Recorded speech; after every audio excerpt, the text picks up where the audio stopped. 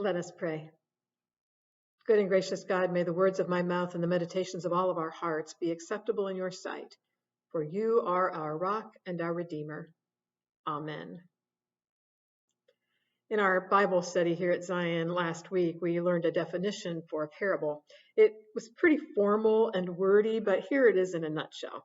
A parable is a story that is drawn from nature or everyday life, but it also includes something unusually vivid or strange, and that grabs our attention.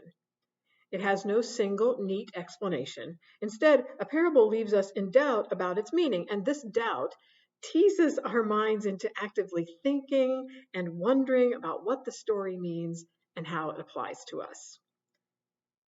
Our parable for this week certainly fits that description. Jesus did draw on common life, at least what was common at the time, and it is certainly strange. I mean, what would you call a story about a rich man who ends up praising the employee who first squanders his property and then defrauds him? There's no neat explanation. It just leaves us with questions about what on earth this story could possibly mean. And if we're willing, we can keep on thinking about this parable long after we've closed our Bibles or left the sanctuary. Our parable for today comes just after Jesus had finished telling some other stories that seem a lot easier on the brain. He told about a shepherd finding a lost sheep and a woman finding a lost coin and a father finding a lost son. All of these stories offer food for thought as well, but all the interpretations fit into our idea of who God is and what God's kingdom is like.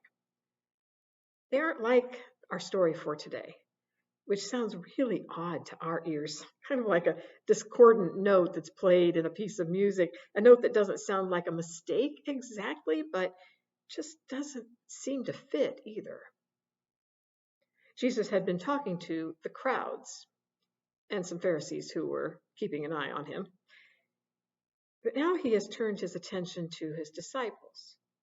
In the Gospels, the crowds represent potential believers, but disciples are people who have made the decision to follow Jesus. And so Jesus is telling the story to people who have already committed themselves to him. These disciples wouldn't have found this story as strange as we do, at least at the beginning. Jesus was a great storyteller, and he told the same kinds of stories other rabbis did, ones that audiences love to hear. Stories like this one, about crooks getting away with their crimes through resourcefulness and creativity, were always first century crowd pleasers. The parable begins to unfold in a way that the disciples would have expected. The manager had squandered the rich man's property, the rich master's property, and word of his shenanigans had gotten back to the master. The master calls him in. The jig is up. The master tells the manager to prepare an accounting because he is about to be out of a job. So far, so good. It sounds like the lousy employee is going to get just what he deserves. But the manager comes up with a plan. Knowing that he's about to lose his cushy job, he sets about ensuring his own livelihood. One by one, he calls in each of the people who are in debt to his master. And one by one, he slashes their debts. And these are big debts. These aren't a tab at the corner grocery store. We're talking about huge commercial quantities, like 900 gallons of olive oil and 600 to 1,200 bushels of wheat, depending on how you count it. So these debtors are going to be really grateful for this unexpected windfall. And voila, the dishonest steward has just ensured that after he's out of a job, he will not be out on the streets because all of these people will owe him big time. They will owe him business deals. They will have to treat him with honor. They will have to welcome him into their homes for social occasions where he can see and be seen. They will be beholden to him in any number of ways. As in other popular crafty criminal stories, the manager appears to have gotten away with his crime. The master, whose property has been lost by this spendthrift manager and who's been defrauded out of money that's rightfully owed to him, appears to know what the manager has gone and done. And then things get weird. Instead of punishing the crook, the master commends him. He compliments his shrewdness and seems to diss those who aren't so sly. And then he advises the manager to keep it up, to keep on making friends by working the system. This is where the parable teases our minds into actively thinking about what it might mean. We know we should disapprove of this dishonest manager who steals from his boss. It is Jesus speaking, after all, and this is the Bible. We know from the prophets that the righteousness that God desires from us includes honesty and ethical business practices. Remember all those verses from Proverbs that we talked about this summer about promoting honest business dealings and denouncing shady ones? Through the prophets, God rails against dishonesty. Can I tolerate wicked scales and a bag of dishonest weights? God asks through Micah. I will never forget any of their deeds, God declares through Amos about grain merchants who are eager to cheat with their false balances, making the measure small and the price great. Surely Jesus is not encouraging us to copy the steward's dishonest actions. Well, true to our definition of the parable, there are many interpretations to this story. Some scholars say that the story doesn't celebrate the steward's dishonesty, but rather his shrewdness. They say he was wise in the way he used what he had, and the lesson for us is that we should be just as wise in using what we have, our resources, for God's kingdom. Others suggest that this is a story about a crisis that requires a response. The steward is confronted by his master with his wrongdoing, and it required a response from him, just as we are required to respond when we face our master, sinful creatures that we are. Some even suggest that the steward wasn't the dishonest one in this story. It was the master who was dishonest, and by slashing the amounts that were owed, the servant was actually remedying the injustice inflicted by the master. Well, there's no one right interpretation of this or any parable, but all of these interpretations bear thinking about. But no one of them has ever really satisfied me or answered the questions I have about this story. They don't help me understand how this story that celebrates deceit can tell us anything about God, who detests falsehood, no matter what we call it or what purpose it serves.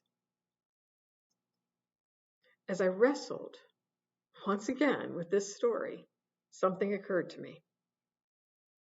If it doesn't make sense that the rich man represents God, then maybe the rich man doesn't represent God. Maybe the rich man isn't intended to teach us something about God. Maybe the rich man represents something else, something that is not God. Maybe Jesus wants to show us what it looks like when our sense of security and belonging don't come from our relationship with God, but from our relationship with the rich man, or rather what the rich man represents. It occurred to me that what the rich man represents is not God, but any system that promises us that if we choose it as our master and play by its rules, we'll get what we need. Father John Keating, a monk who was known for developing and teaching the practice of centering prayer, wrote in one of his books that each of us begins life with three essential needs: the need for security and survival, the need for power and control, and the need for affection and esteem. If these needs aren't met, they become what Keating calls our programs for happiness. In other words, in adulthood, they will be the forces that drive and shape our behaviors and allegiances as we pursue the happiness that we desire.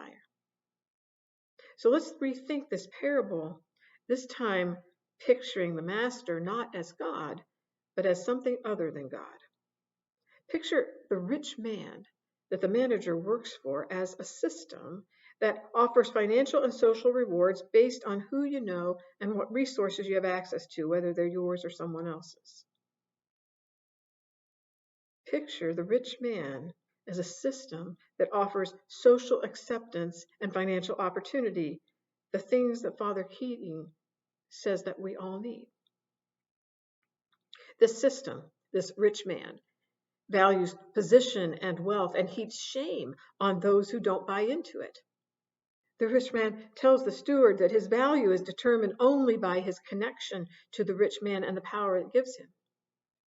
He's been playing according to the rich man's rules, and he has every reason to expect that being connected to the rich man will continue to benefit him. But then something goes wrong. According to the rich man's rules, the manager will be nothing. He will have nothing if the rich man he's dependent on cuts him off, and the manager believes him. He's also convinced that he has no other options. It's this system or nothing. It's this rich man or no one. The rich man has trained the servant to think that his gifts and abilities are only worthwhile if they serve the rich man's goals. The steward has bought into the idea that he is incapable of other kinds of meaningful work, and he considers himself too good to join the ranks of those whom the system has failed. But he's smart. He figures out a way he can still make the system work for him. If he can't be attached to someone above him, he will attach himself to people below him, people who will then be beholden to him. The plan is dishonest, but so what? It'll get him what he needs, and the rich man has taught him that that's all that's important. When the rich man finds out about the scheme, he's not angry. He's impressed. The manager has played the system perfectly. His ploy has confirmed what the rich man in the story observes. The children of this age, people who are willing to be part of the system, are smarter than those who can't or won't play along. In fact, the rich man encourages the steward to keep up the good work. Keep on playing by the system's rules, and you'll keep on reaping its rewards. There are lots of rich men in our world today that we may find ourselves attached to. The social systems of our day, represented by the rich man in Jesus' story, can take various forms. Think of all the advertising that's devoted to convincing us that our value is determined by what we own or how we look. Think of the businesses that wink an eye at getting around safety regulations or misusing the environment or neglecting the interests of employees or even their customers if it will improve the bottom line. Think of sports teams that have to humiliate their opponents rather than just beat them in order to maintain their national rankings. Think of social media that creates such expectations about what it means to be accepted that social media is linked to depression in children and adults of all ages. These rich men seek to define us by other standards, by their standards. They promise to fill our needs that Father Keating spoke of: safety and security, power and control, affection and esteem, but only if we play by their rules and live according to their values and accept their view of the world.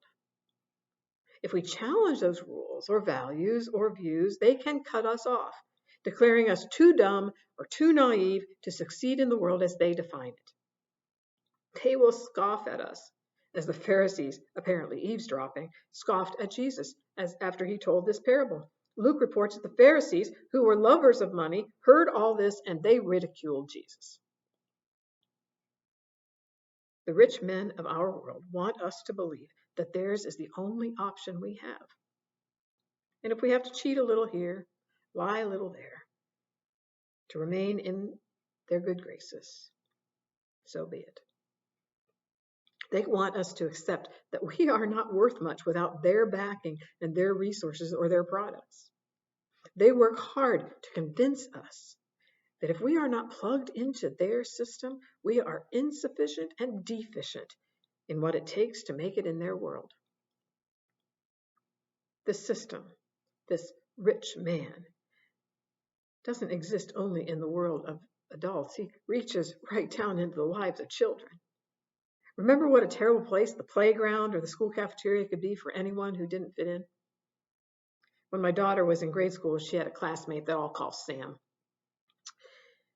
She'd known Sam since they were toddlers in Sunday school together.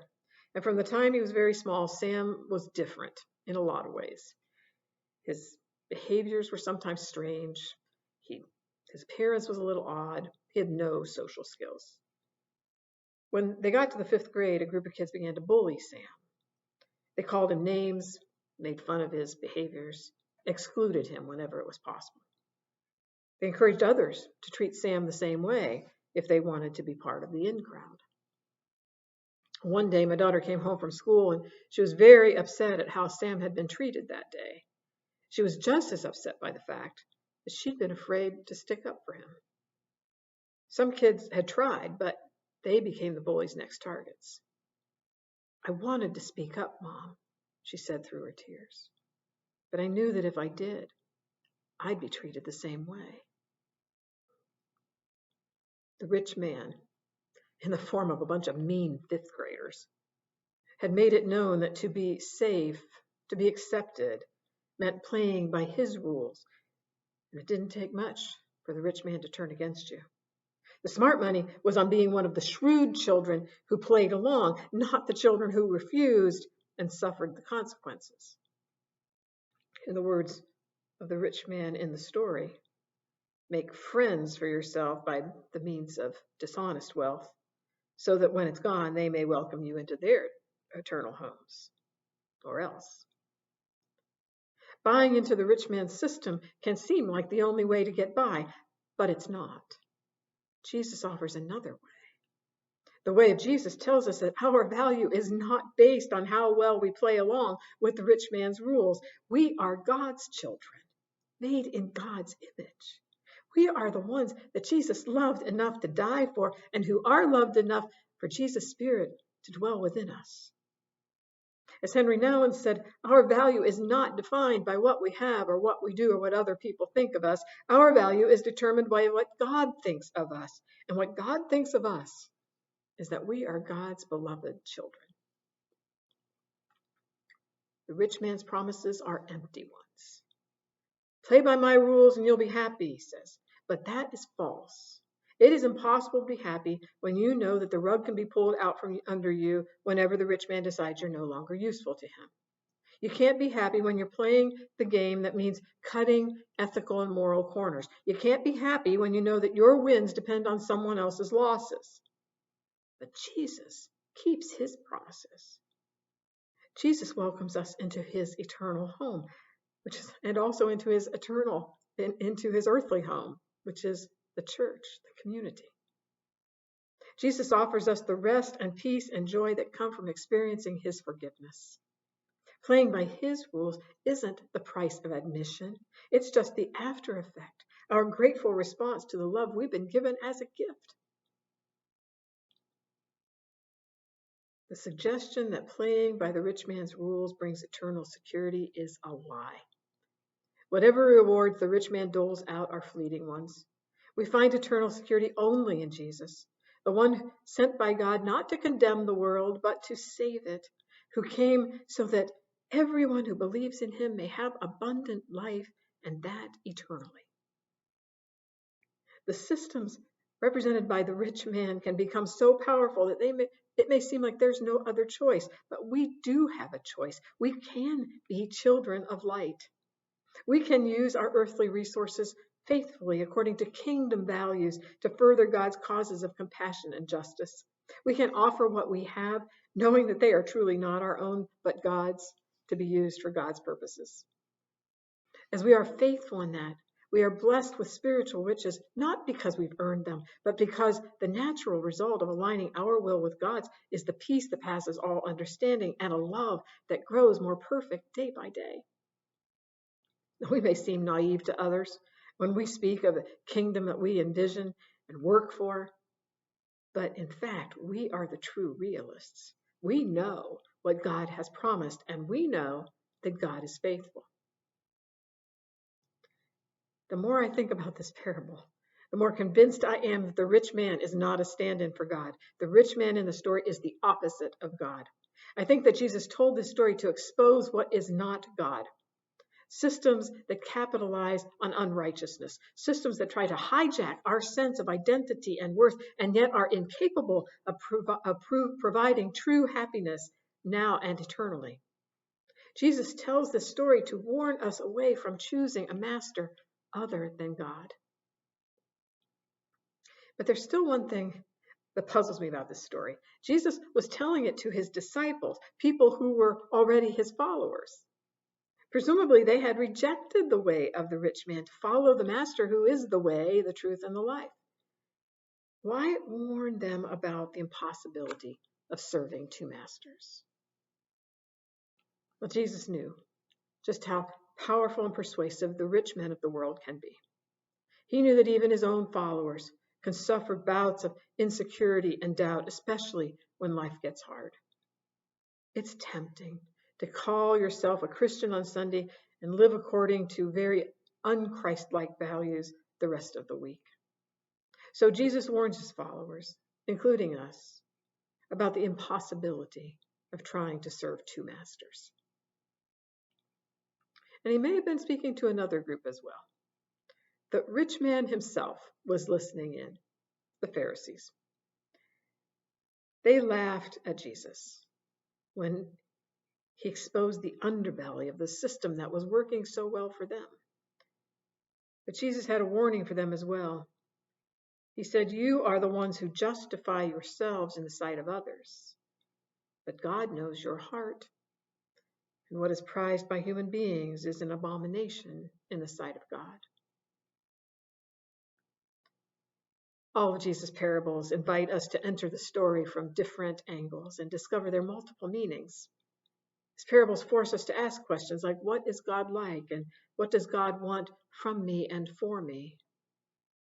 The parable of the rich man and the servant raises many questions, but perhaps none is as important as this. Who is your master? The rich man would have us believe that there's only one option. But we know that we have a choice. We can choose the rich man, who dangles the lure of success and acceptance if we play by his rules, or we can choose the divine master, the one who meets all our needs, who offers us true happiness, simply because we are loved. Amen.